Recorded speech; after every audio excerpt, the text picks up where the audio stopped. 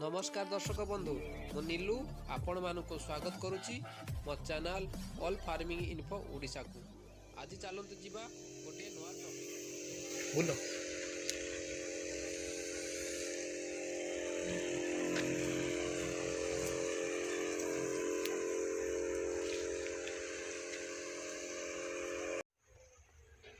नमस्कार नमस्कार आज्ञा हाँ आपण भाई सोरिष चाष करछंती आज्ञा आपण नाटा कौन कहले? मो ना अरुण दे, घर जामला, बालियापाल, बालेश्वर।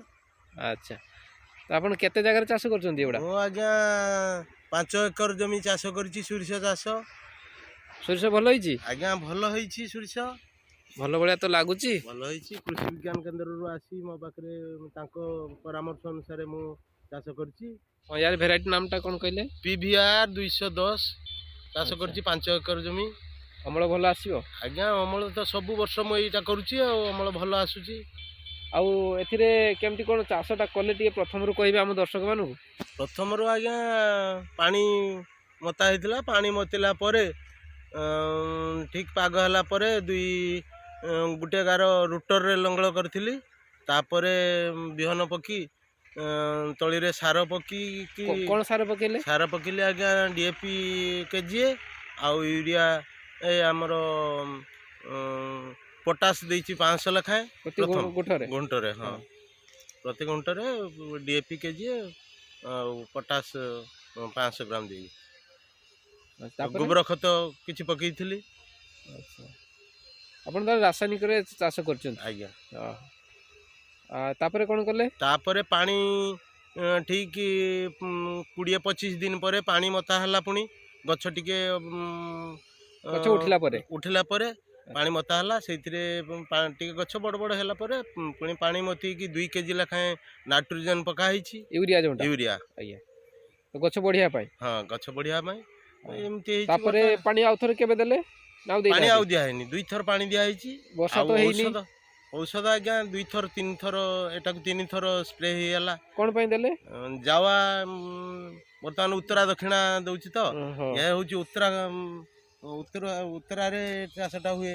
ए जो जावा लागिची? हां जावा नाही वर्तमान अल्प टिके थिला सेटा छाडी हिची। तो ई गछटा जो जावा लागितिला आज्ञा से देखि परतबे। हां आउ जावा नाही। एबे गुटे गुटे कोंठी जावा देखा होतला सेथि औषध 2 थर स्प्रे हिची जावा औषध। अले आपनकर खर्च बहुत कम हेजी? बहुत कम। अच्छा याको अमल केबे करिवे? अमल आउरी 20-25 दिन परे हबो। 3 मास सेटा गछरे फूल सब कम देखा जाउची? आज्ञा गछरे सब एबे फूल नहीं कम जाउची? चुई छाडी आलानी सब गुडा आ फूल नाही। आ फूल हबनी दा? ना आ फूल हबनी। आ अल्प गुटे गुटे जो अगुक अछि सेटा आ अन्य जमी गुडा करे सब संपूर्ण चुई छाडी हिची। अच्छा ताले 25 दिन पर अमल हेजिबो? आज्ञा हां हां ठीक अछि। आपण आम चैनल रे साक्षात देथिबार धन्यवाद। हम चासी भाई मानू कोन कहबे? आउ चासी भाई मानू को एई भलिया वेराइटी करी आपण माने बहुत लाभवान हे पारिबे। गुंटकरा प्राय 15-20 केजी रु एबव सब समय रे अमल करूची। चासी भाई माने एई वेराइटी रे चाष करंतु। आउ या सहित मौमाछी पालन करजंती कि? ना मौमाछी पालन करनी आज्ञा। 2 एकर पुनी चिना बादाम चाष करछि। रासायनिक सार पई आपण मौमाछी चाष करि ना? ना करिनी।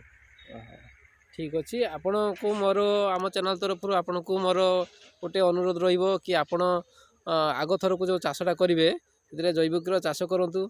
मौमाछी पालन करंतु। दुईटा लाभ होबो आपण को एथिरे। काहे कि ना मौमाछी एथरो महु नेबे। से मौटा आपण बिक्री करिवे। हां ठीक अछि। रासायनिक कले सेतरा आपण औषध खर्च अधिक जीवो। एपटे अमरटा भी महु भी कम आसीबो। हां महु भी पाई परिबे जैविक रे आपण करिवे। आज्ञा।